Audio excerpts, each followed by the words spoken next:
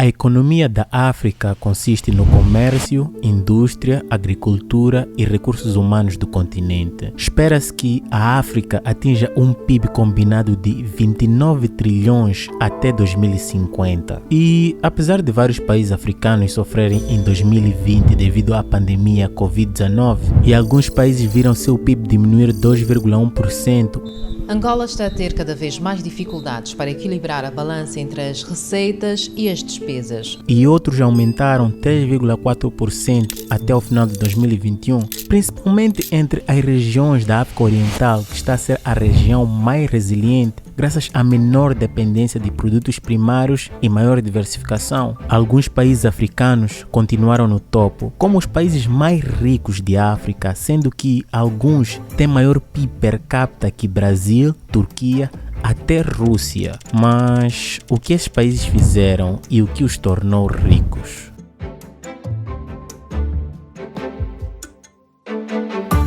Olá, espero que você esteja bem, daqui Rui Júnior. Então, este vídeo é sobre 5 países africanos com maior PIB per capita de 2021. Spoiler, Nigéria não está no número 1, existem 4 países acima do Brasil. Então, mas antes de irmos para o conteúdo, me promete uma coisa: se você achar que esse vídeo lhe agregou alguma coisa, você vai partilhar com 5 pessoas, dar um soco no like e se inscrever? Ok, combinado. Então, o número 5 é a África do Sul. Oficialmente, a República da África do Sul é um país localizado aqui no extremo sul da África. Considerado uma economia de renda média alta pelo Banco Mundial, o país é considerado um mercado emergente. A economia sul-africana é a segunda maior do continente e a 38ª maior do mundo. A economia da África do Sul foi revolucionada no final do século XIX, quando diamantes e ouro foram descobertos.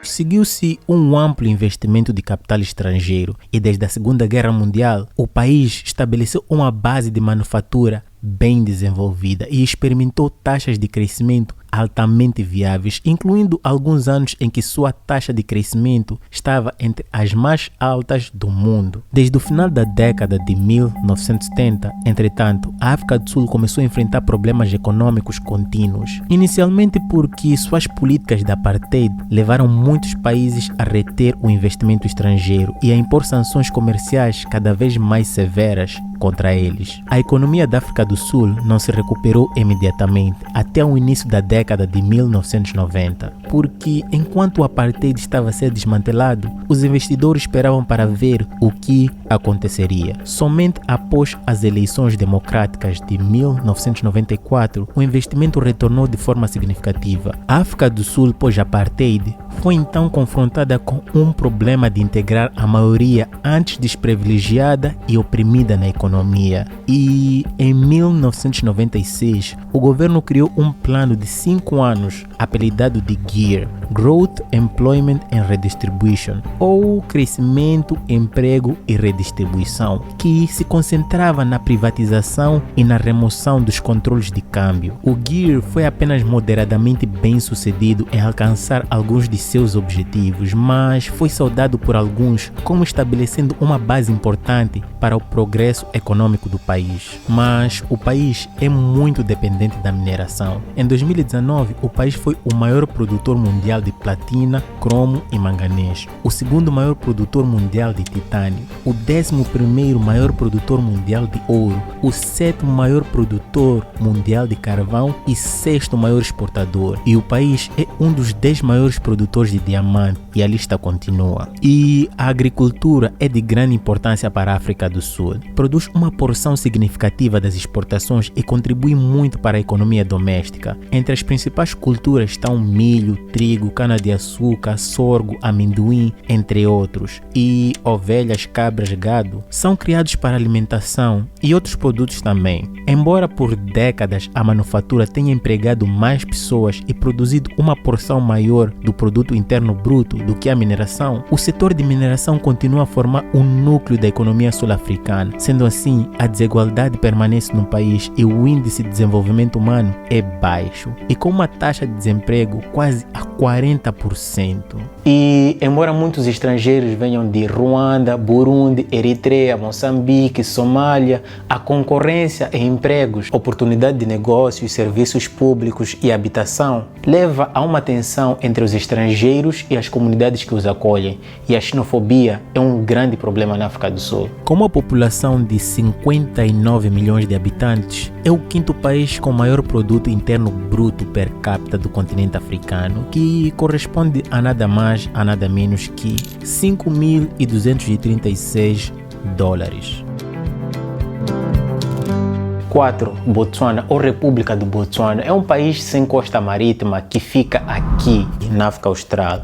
Anteriormente, um protetorado britânico chamado de Bechuanalândia. Adotou seu novo nome após tornar-se independente em 30 de setembro de 1966. Desde sua independência, o país teve governos democráticos e as eleições nunca foram interrompidas e nunca sofreu qualquer golpe de Estado. Would you have preferred a bigger opposition?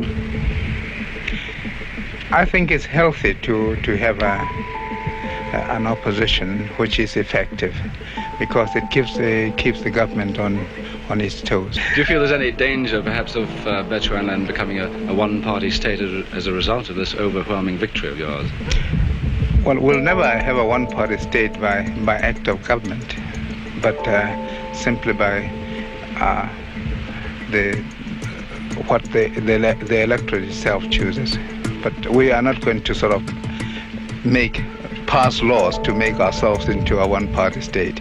Sua capital é Gaborone, que é também a maior cidade do país. O Botsuana, apesar de ocupar um tamanho quase do tamanho da Espanha, é um dos países menos povoados do mundo, sendo habitado por pouco mais de 2 milhões de habitantes. Quando conquistou a sua independência do Reino Unido em 1966, a nação era a segunda mais pobre do mundo, com um PIB per capita de cerca de $70 por ano. O país não tinha economia formal e a maioria de seus cidadãos dependia do gado, pastoreio e agricultura de subsistência como sua única fonte de renda. Mas graças ao seu grande líder, visionário, patriota, o Sr. Seretse-Khama, que investiu no seu povo, que na altura existiam apenas 22 pessoas que haviam frequentado a faculdade, ele investiu na educação. Khama planejou transformar Botsuana baseado na construção de uma economia impulsionada pelos 3 principais recursos, que eram criação bovina, cobre e diamantes. E enquanto muitos outros governos africanos independentes continuavam a ver os recursos se tornarem uma maldição do que uma bênção devido à ganância, corrupção e lutas internas tribais, o governo de Khama seria uma exceção à regra geral, além de implementar um sistema judicial e legislativo muito forte, com controles eficazes e equilibrados, adotando políticas favoráveis aos negócios como impostos corporativos e renda e baixas tarifas de importação. E, embora a questão da fronteira com os regimes abertamente racistas da África do Sul, Khama estava determinado a construir uma nação onde o mérito e o conteúdo de caráter, em oposição à cor da pele, seria o principal fator determinante para a conquista de oportunidades.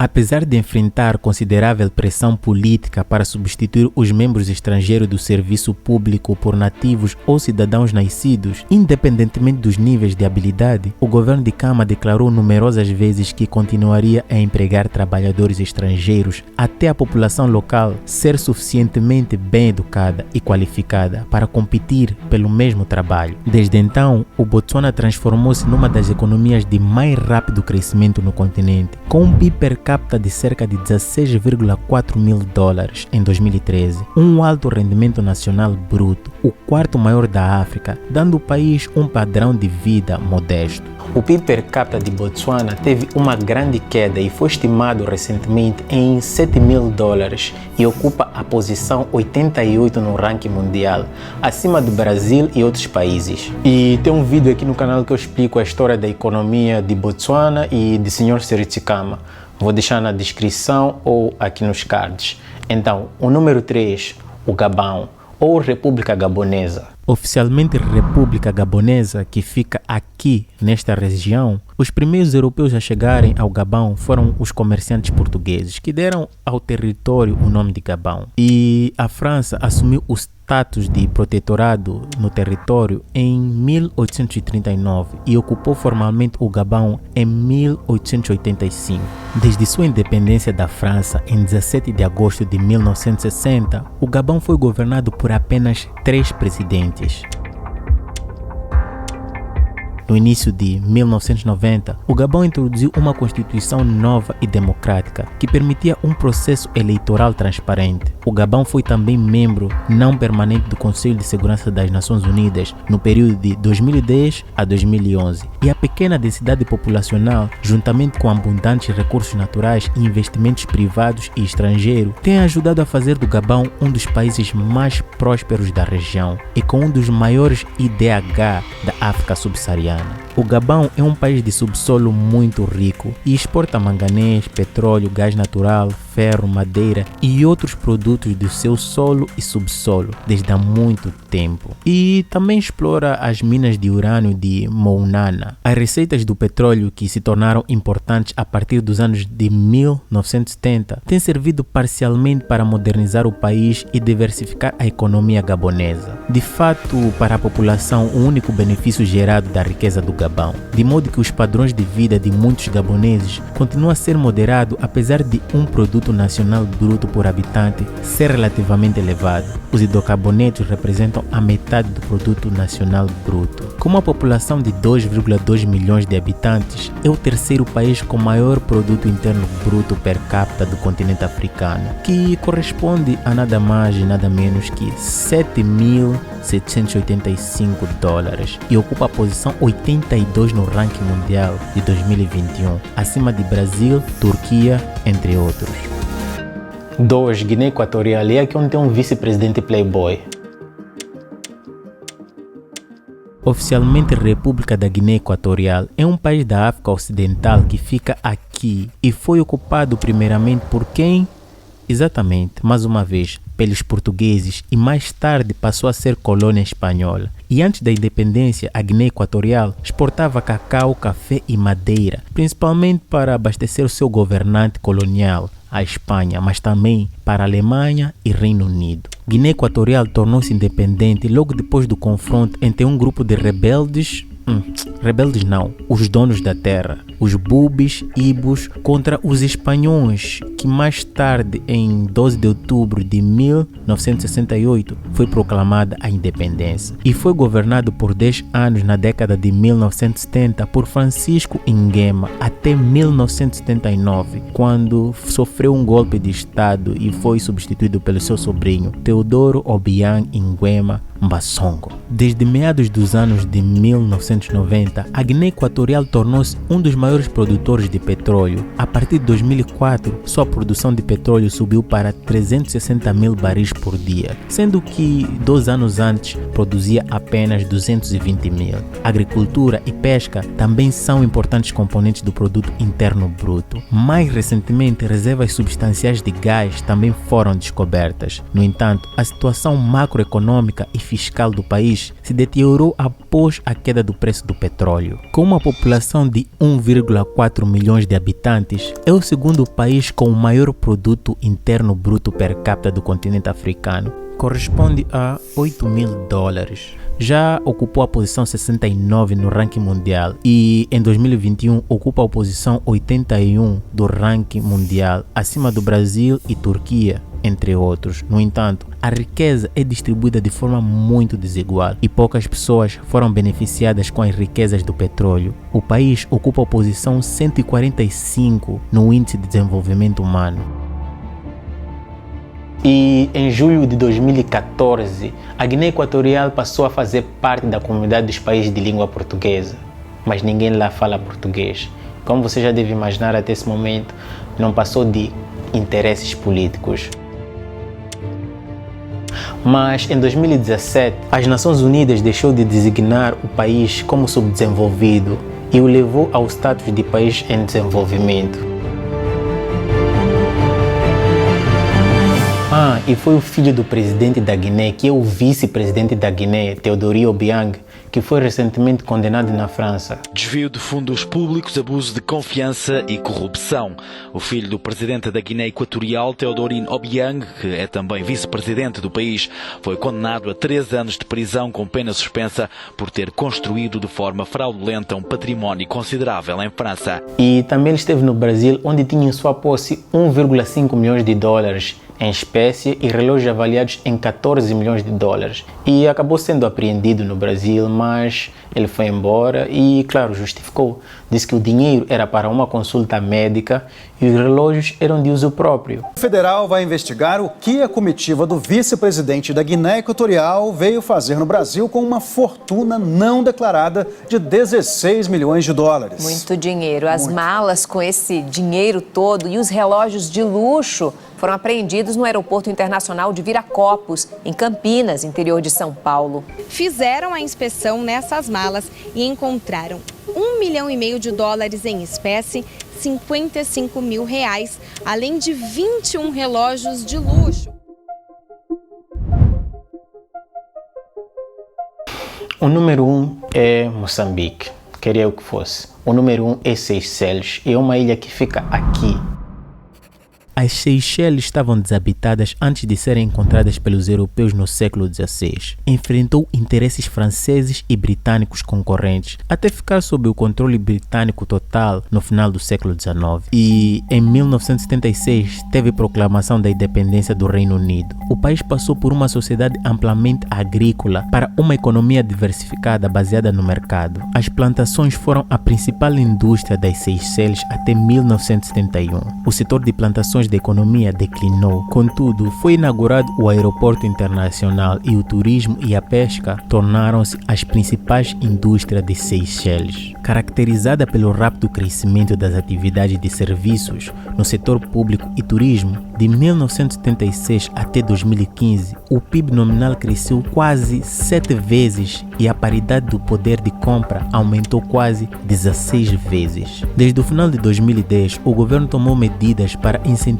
o investimento estrangeiro, o que teve bons resultados. A economia das Seychelles é baseada na pesca, turismo, processamento de coco, baunilha, fibra de coco, construção de barcos e bebidas. Os produtos agrícolas incluem canela, batata doce, mandioca, entre outros, aves e atum também. O setor público, composto pelo governo e empresas estatais, domina a economia em termos de emprego e receita bruta, empregando 2/3 da força de trabalho. O consumo do governo absorve mais de 1/3 do PIB das Seychelles. Hoje, as Seychelles possuem o maior PIB per capita, 12.648, entre todas as nações africanas. É o primeiro e único país africano com um índice de desenvolvimento humano considerado muito alto. Além de ter uma das maiores rendas per capita da África, é o único país africano classificado como economia de alta renda pelo Banco Mundial. Mas, apesar de sua relativa prosperidade, a pobreza permanece generalizada e o país tem um dos níveis mais altos de desigualdade econômica e distribuição desigual da riqueza, com a classe alta dominante comandando uma vasta proporção da riqueza do país. Em 2020, o índice de percepção de corrupção da Transparency International avaliou Seychelles como o país menos corrupto da África. Sendo assim, Seychelles tem maior PIB per capita que Rússia, China, Brasil, Turquia, entre outros. Então, nosso conteúdo termina por aqui, mas antes de ir embora, você me prometeu algo no princípio do vídeo. E nós costumamos honrar com o quê? Com a nossa palavra.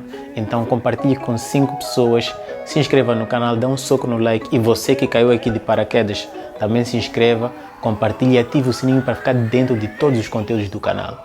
Então, é isso, eu sou o Começo, estamos juntos. Peace.